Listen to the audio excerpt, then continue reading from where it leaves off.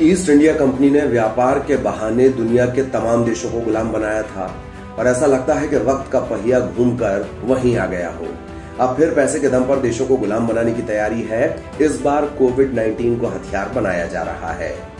Covid vaccine के नाम पर जिस तरह की शर्तें दवा कंपनियां गरीब देशों पर थोप रही हैं, वो मानवता को शर्मसार करने और पूंजीवादी मुनाफे की हवस का चेहरा साफ करता है। कोविड-19 को लेकर पहले से ही विश्व स्वास्थ्य संगठन की भूमिका पर सवाल खड़े हुए हैं।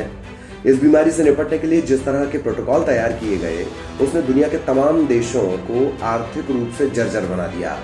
इसी आधार पर तमाम विद्वान इस बीमारी पर ही संदेह खड़ा करते हैं। अब पूरी राजनीति और अर्थनीति इसकी वैक्सीन पर आकर टिक गई है।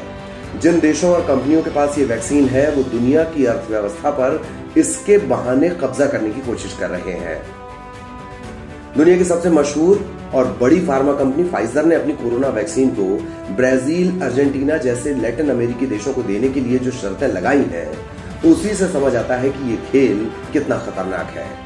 दरअसल 23 फरवरी को the Bureau of Investigative journalism ने इस संबंध में एक खबर प्रकाशित की है।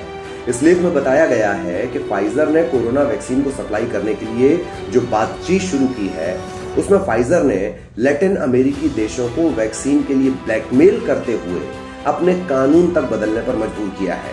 यहां तक कि उन्हें धमकाया तक गया है।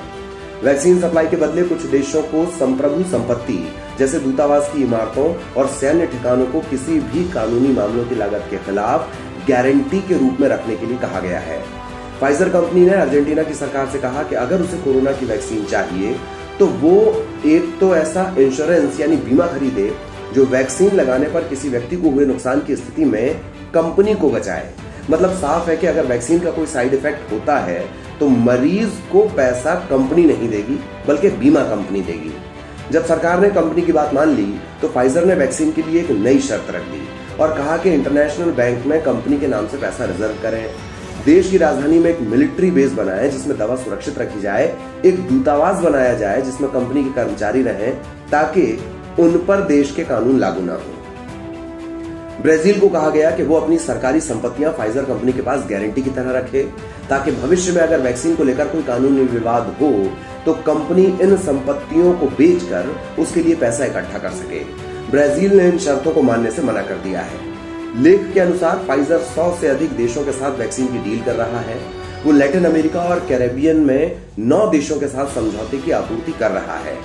ये देश हैं Chile, Colombia, Costa Rica, Dominican गणराज्य, इक्वाडोर, मैक्सिको, पनामा, पेरू और उरुग्वे। फिलहाल उन सौदों की शर्तें अज्ञात हैं। The Bureau of Investigative Journalism से जुड़े पत्रकारों ने इस संदर्भ में 2 देशों के अधिकारियों से बात की, जिन्होंने बताया कि कैसे फाइजर के साथ बैठकें आशाजनक रूप से शुरू हुई, लेकिन जल्द ही दुस्वप्न में बदल गई। कंपनी ने इन देशों को अंतर्राष्ट्रीय बीमा लेने पर भी मजबूर किया। आपको बता दें कि इससे पहले 2009-10 के H1N1 के प्रकोप के दौरान भी ऐसा ही करने के लिए कहा गया था। बाद में पता लगा था कि H1N1 एक फर्जी महामारी थी।